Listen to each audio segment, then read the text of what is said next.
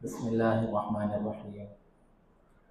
الحمد لله الحمد لله وكفى وسلام على عباده الذين اصطفى. أما بعد، فقد قال الله تعالى في القرآن المجيد: أعوذ بالله من الشيطان الرجيم.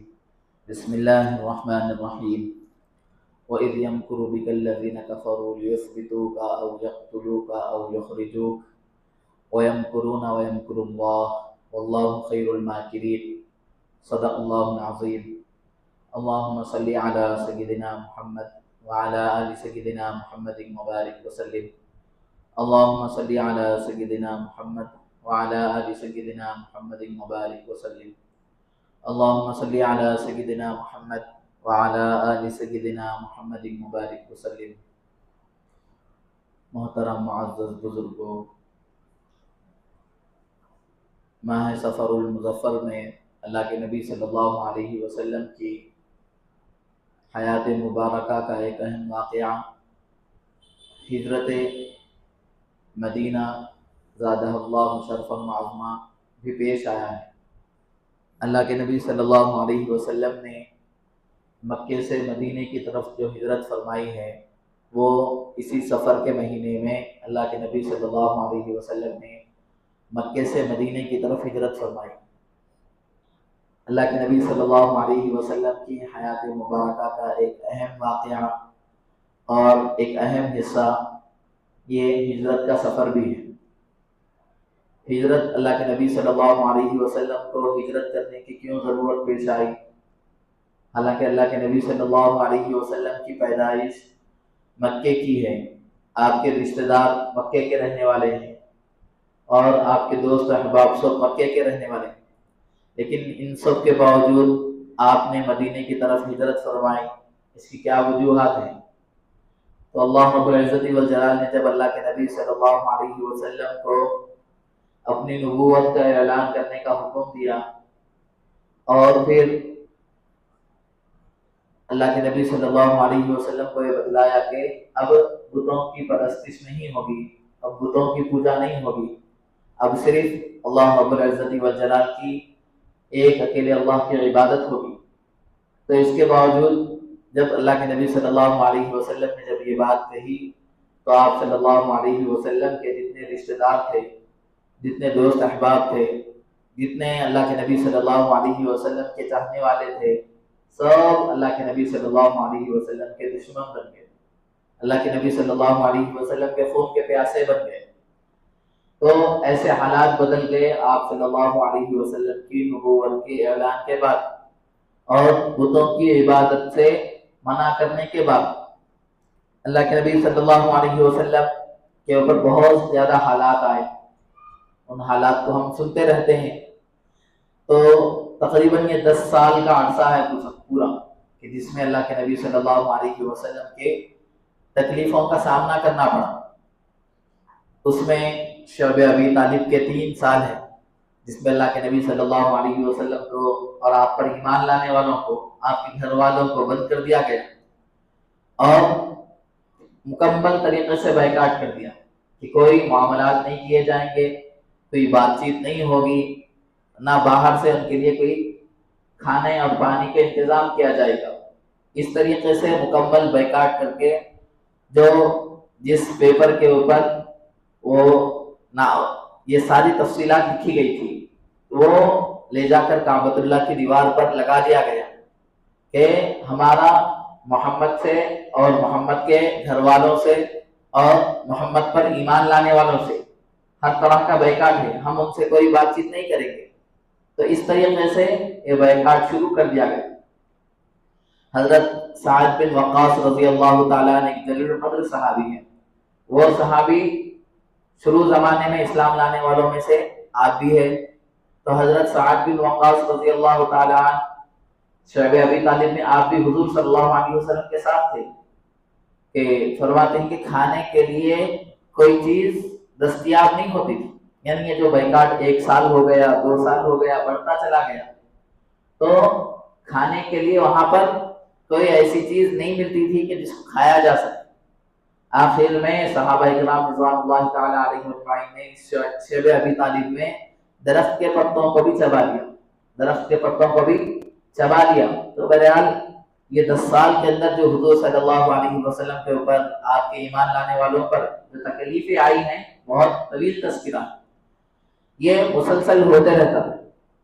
اب ہوا یہ کہ اللہ کے نبی صلی اللہ علیہ وسلم کے تعلق سے سب لوگوں نے کئی پیشکشیں بھی کی تھی کہ آپ یہ کر دیں کہ نبوت سے آپ دستبردار ہو جائیں. آپ یہ کہیں کہ میں اب اپنے نبی ہونے کی دعوت نہیں دوں گا، آپ جو خواہش کریں گے ہم آپ کی خواہش کو پورا کرنے والے ہیں، جو آپ فرمائش کریں گے ہم آپ کی فرمائش کو پورا کرنے والے ہیں. آپ اگر عرب کی سب سے خوبصورت عورت سے اگر نکاح کرنا چاہتے ہیں تو ہم آپ کو اس عورت سے نکاح کرنے کے لیے ہم تیار ہیں. آپ کا آپ مال و دولت چاہتے ہیں تو مال و دولت آپ کے قدموں میں لا کے ڈالنے کے لیے ہم تیار ہیں.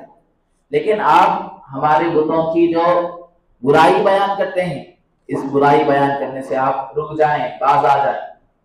ہم آپ کی ہر خواہش پوری کرنے کے لیے تیار. لیکن اللہ کے نبی صلی اللہ علیہ وسلم نے فرمایا کہ میرے دائیں ہاتھ میں چاند اور میرے بائیں ہاتھ میں اگر سورج بھی لا کر رکھ دیا جائے تو میں اپنے نبوت کے کام سے، میں اپنی نبوت کی دعوت سے باز آنے والا نہیں.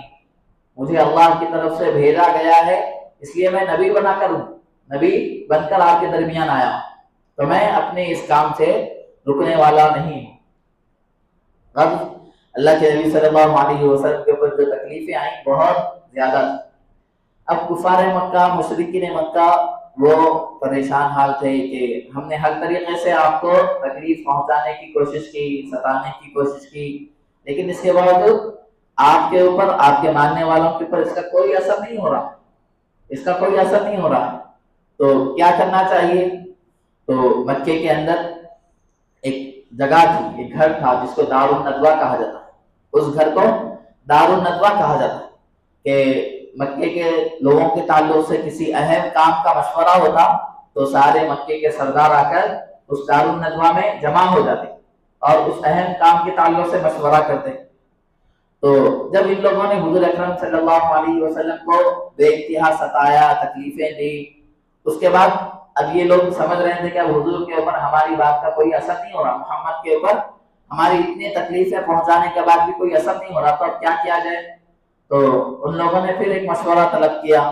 جتنے مکے کے بڑے بڑے سردار تھے، ابو جہل ہے، ابو لہب ہے، عتبہ ہے، شیبہ ہے، ولید ہے، یہ بڑے بڑے سردار سب دار الندوہ میں آ کے جمع ہو گئے. اور پھر اب ان لوگوں کے سامنے اب مشورہ کرنا شروع کیے کہ دیکھو ہم محمد کو روک رہے ہیں، محمد کو یہ کہہ رہے ہیں کہ آپ ہمارے بتوں کی برائی کرنے سے رک جائیں، تو محمد رکنے کا نام نہیں لے رہے، نہیں رک رہے، تو کیا کیا جائے؟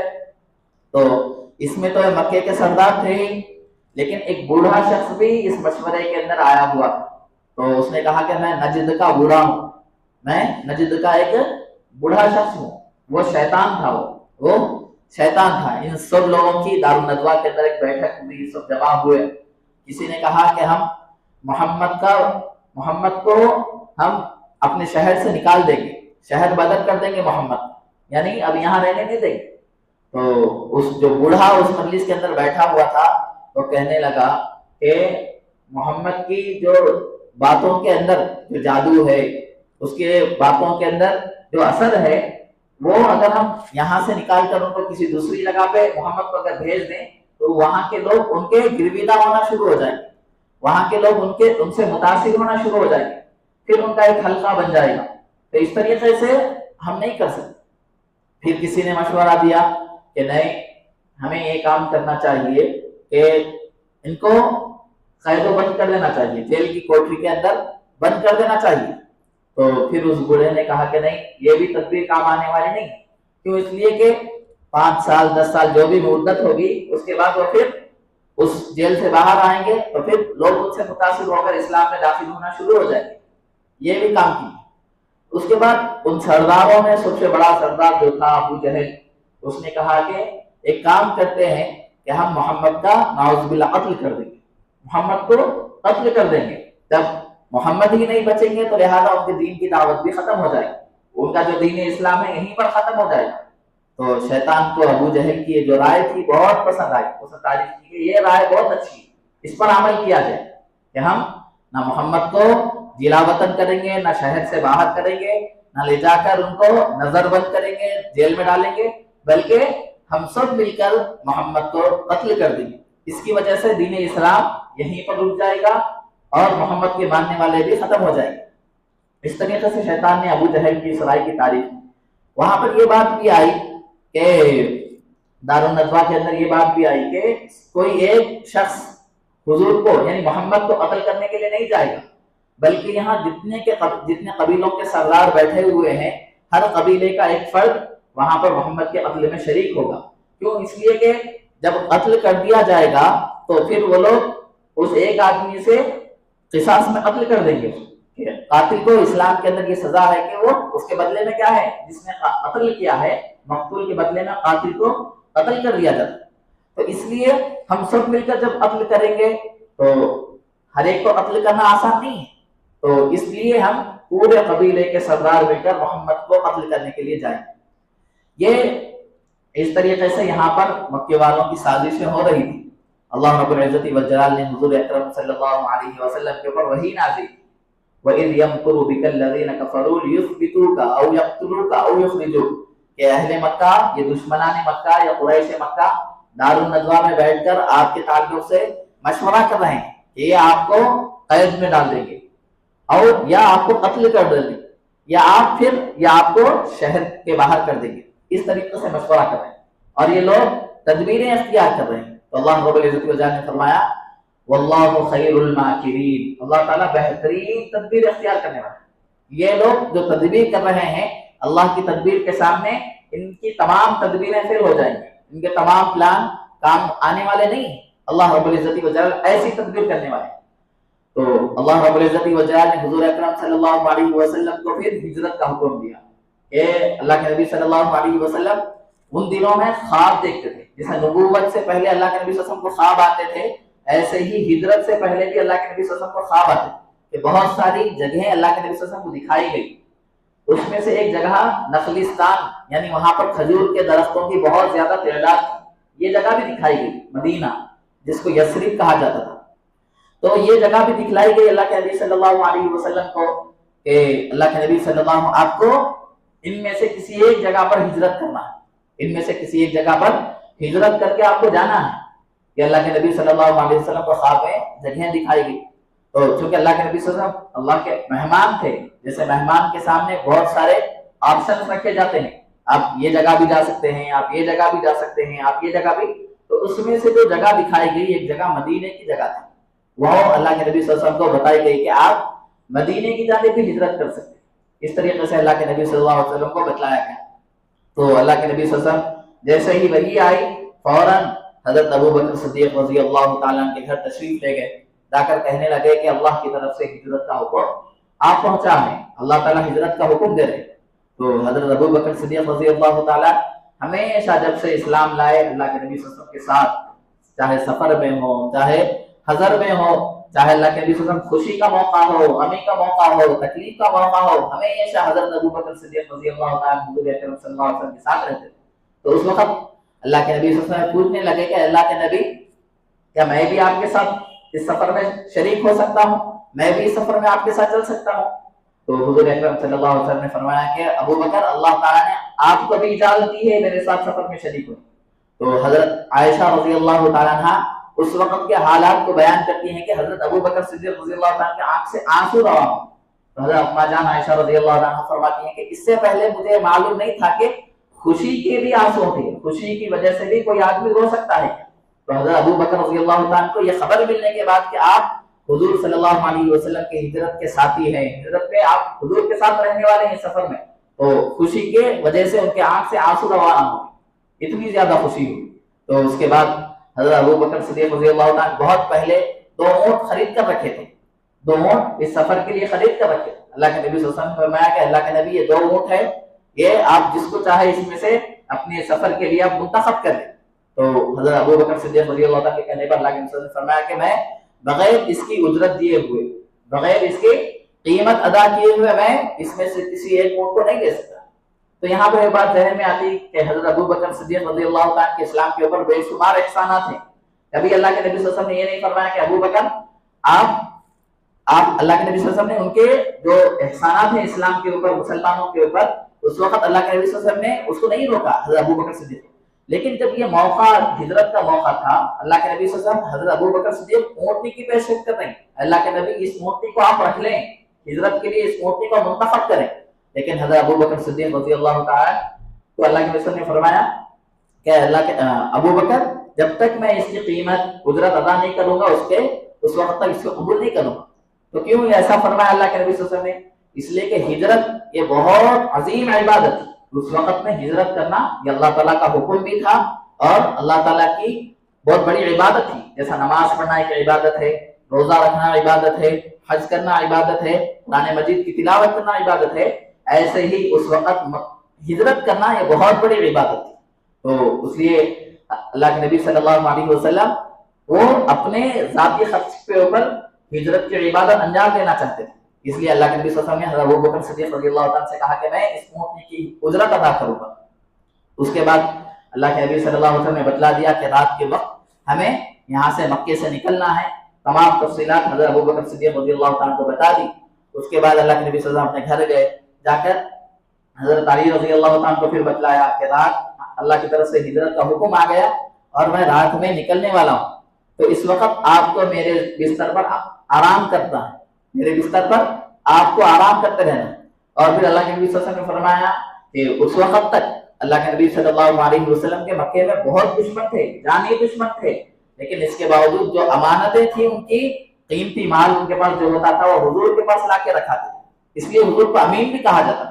تو حضرت اللہ کے نبی صلی اللہ علیہ وسلم نے حضرت علی رضی اللہ عنہ کہا کہ رات میں آپ میرے بستر پر آرام کریں گے اور میری جو چادر ہے وہ چادر اوڑھ کر آپ اطمینان سے سو جائیں گے، آپ کو یہ لوگ کوئی نقصان نہیں پہنچا سکتے، اور جب صبح ہو جائے گی تو پھر آپ بھی مدینے کی طرف ہجرت کر کے آ جانا۔ نہیں جو لوگوں کی امانتیں میرے پاس رکھی ہوئی ہے، یہ امانتیں آپ لوگوں کو ادا کر کے آئیں، لوگوں کو ان کی امانتیں واپس کر کے آئیں۔ یہاں پر ٹھہر کر ہمیں یہ بات سمجھنا ہے کہ حضور اکرم صلی اللہ علیہ وسلم کے اخلاق کتنے بلند تھے، کہ لوگ کون تھے سامنے والے؟ آپ صلی اللہ علیہ وسلم کے جانی دشمن، آپ صلی اللہ علیہ وسلم کے خون کے پیاسے، آپ صلی اللہ علیہ وسلم کو قتل کرنا چاہ رہے ہیں، ایسے لوگ اللہ کے نبی صلی اللہ علیہ وسلم کے مخالفین ہیں، ان کی امانتیں آپ کے پاس رکھی ہوئی، تو آپ چاہتے تو کیا کرتے؟ ان امانتوں کو اپنے ساتھ لے کر مدینہ ہجرت کر سکتے تھے۔ یہ لوگ تو میرے دشمن ہیں، دشمنوں کو میں کیوں امانتیں ادا کروں؟ لیکن حضور اکرم صلی اللہ علیہ وسلم نے اس وقت اپنے اخلاق عالیہ جو بلند اخلاق تھے حضور کے، اللہ کے نبی صلی اللہ علیہ وسلم نے اس کو ظاہر فرمایا، یہ لوگ میرے دشمن ہیں، میرے خون کے پیاسے ہیں، مجھے مارنا چاہتے ہیں، لیکن جو امانتیں ہیں ان امانتیں ان کی ہے، ان کو واپس ادا کرنا ہے۔ تو اس سے امت مسلمہ کو بھی یہ معلوم ہوتا ہے کہ حضور اکرم صلی اللہ علیہ وسلم کا اسوہ ہمارے لیے یہی ہے کہ جانی دشمن بھی اگر ہمارے پاس امانت رکھا ہے تو اس کی امانت اس کو واپس کرنا، ہم اس کے دشمن ہونے کی وجہ سے اس کی امانت کو ہم غضب نہیں کر سکتے، اس کو ہڑپ نہیں سکتے۔ یہ حضور اکرم صلی اللہ علیہ وسلم کا اسوہ ہمارے سامنے۔ اللہ کے نبی صلی اللہ علیہ وسلم نے حضرت علی رضی اللہ عنہ کو اپنے بستر پر لٹا دیا، سو گئے حضرت علی رضی اللہ عنہ۔ اس کے بعد رات کے وقت اللہ تعالیٰ نے حکم دیا کہ ایک مٹھی مٹی آپ اٹھا لیں، اپنے ہاتھ میں لے لیں، اور جب آپ گھر سے باہر نکلیں تو سورہ یاسین کی آیتیں آپ کے زبان کی بولو، فَغَشَيْنَاهُمْ فَهُمْ لَا يُبْصِرُونَ، یہ آیتیں اللہ کے نبی صلی اللہ علیہ وسلم پڑھتے ہوئے جو مٹی آپ نے اٹھائی تھی وہ دشمنوں کے چہروں کے اوپر اللہ کے نبی صلی اللہ علیہ وسلم نے ڈال دی، وہ دشمنوں کے چہروں کے اوپر ڈال دی، اور پھر اللہ کے نبی صلی اللہ علیہ وسلم ان کے سامنے سے ہی نکل گئے، اپنے گھر میں سے، اپنے حجرے میں سے ان کے سامنے سے نکل گئے، کسی کو کوئی پتہ نہیں چلا۔ اللہ کے نبی صلی اللہ علیہ وسلم حضرت ابو بکر صدیق رضی اللہ عنہ کے پاس گئے، جا کر کہنے لگے کہ چلو اب ہمیں نکلنا ہے یہاں سے۔ اللہ کے نبی صلی اللہ علیہ وسلم اور حضرت ابو بکر صدیق رضی اللہ تعالیٰ اپنے گھر سے نکل گئے۔ یہاں پر دشمن تاک میں بیٹھے ہوئے کہ صبح ہو گئی، صبح تک اس طریقے سے مکے کے سردار اللہ کے نبی صلی اللہ علیہ وسلم کے گھر کا محاصرہ کرے کھڑے ہوئے ہیں، گھر کے اطراف میں کھڑے ہوئے ہیں کہ محمد جیسے نکلیں گے ہم فوراً محمد کے اوپر حملہ آور ہو جائیں، حملہ کر دیں گے، ان کو قتل کر دیں گے۔ تو ایک بات یہ ہے کہ رات تمام ان لوگوں نے وہاں پر کھڑے ہو کر انتظار کیا، اگر چاہتی تو گھر میں گھس کر بھی حضور صلی اللہ علیہ وسلم کو قتل کر سکتے تھے، انتظار کیوں کیا باہر کھڑے ہو گئے؟ تو اس کی یہی جواب دیا گیا کہ عرب کے لوگ کہ جس گھر کے اندر خواتین رہتی ہیں اس گھر میں گھسنا عیب سمجھتے تھے، اس گھر میں کیا ہے گھس جانے کو عیب سمجھتے تھے، اس لیے وہ مکے کے سردار حضور کے دشمن تھے۔ رات تمام لوگوں نے حضور کے نکلنے کا انکار کیا، لیکن حضور کے گھر میں وہ نہیں گھسے۔ جب صبح ہوئی تو حضرت علی رضی اللہ عنہ حضور کے بستر سے اٹھے ہوئے جب دیکھا کہ ان لوگوں نے پوچھا کہ ہم تو محمد کے قتل کرنے کے لیے آئے ہیں، محمد کہاں ہے؟ تو حضرت علی رضی اللہ عنہ نے حکم دیا کہ وہ رات ہی تمہارے چہروں کے اوپر خاک ڈال کر مٹی ڈال کر مریض ہجرت کے لیے نکل گئے۔ تو فوراً اب وہاں سے پھر لوگ پریشان ہو گئے، تو ہم تو محمد کو قتل کرنے کے لیے آئے تھے لیکن وہ ہمارے سامنے سے ہی نکل گئے۔ تو یہ اللہ کے نبی صلی اللہ علیہ وسلم کا معجزہ تھا۔ تو یہ سفر ہجرت کا سفر ہے حضور اکرم صلی اللہ علیہ وسلم۔ بہت سے ایمانی واقعات ہمیں اس سفر ہجرت میں ملتے ہیں جس کی وجہ سے ہمارا ایمان بھی مضبوط ہوتا ہے اللہ رب العزت والجلال کی ذات پہ، اور حضور صلی اللہ علیہ وسلم سے محبت کا طریقہ بھی معلوم ہوتا ہے۔